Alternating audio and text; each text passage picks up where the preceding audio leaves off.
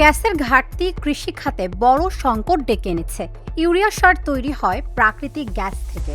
Gas এখানে কেবল কারখানা চালানোর জ্বালানি নয়, সারের মূল কাঁচামালই গ্যাস।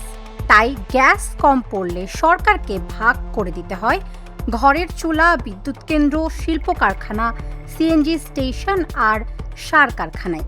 এটা সত্যিকারের কঠিন সিদ্ধান্ত, কারণ কোনো দিকই বাদ দেওয়ার মতো নয়।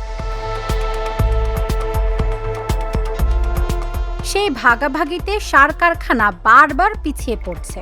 দেশের 7টি রাষ্ট্রায়ত্ত সার কারখানার মধ্যে এখন চালু আছে মাত্র 2টি। বাকি 5টি গত 4 মার্চ থেকে 28 জুনের মধ্যে বিভিন্ন সময় বন্ধ হয়ে গেছে। ফল কি দাঁড়ালো? গত অর্থবছরে দেশের সারের চাহিদা ছিল 66 লাখ টন।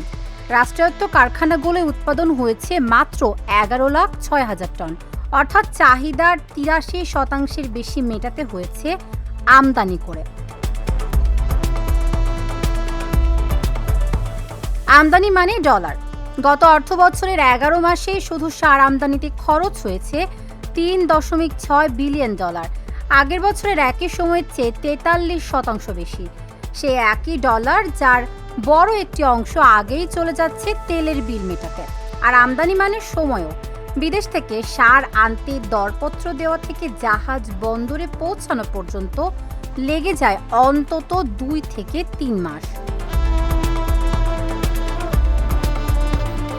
ফসলের মৌসুম কিন্তু অপেক্ষা করে না। গত 10 আগস্ট লালমনিরহাটের কালীগঞ্জে 3 শতাধিক কৃষক সারের দাবিতে লালমনিরহাট বুড়িমারি মহাসড়ক অবরোধ করেছেন। আটকা পড়েছে শতাধিক ট্রাক। ইউনো 2-3 দিনের মধ্যে সার পৌঁছানোর আশ্বাস দিলে অবরোধ ওঠে। সরকার নির্ধারিত দামে টিএসপি 50 কেজির বস্তা 1350 টাকা। লালমনিরহাটে কৃষকদের কিনতে হয়েছে 2000 থেকে 2200 টাকায়। রাজশাহীর নওহাটার এক অনুমোদিত ডিলার সারা জুলাই মাসে পেয়েছেন 22 বস্তা টিএসপি। তার এলাকায় 42টি মৌজায় কয়েক হাজার কৃষক আছেন। তাই এই সংকট আর সামনে আসছে বলা যায় না, এটি চলে এসেছে।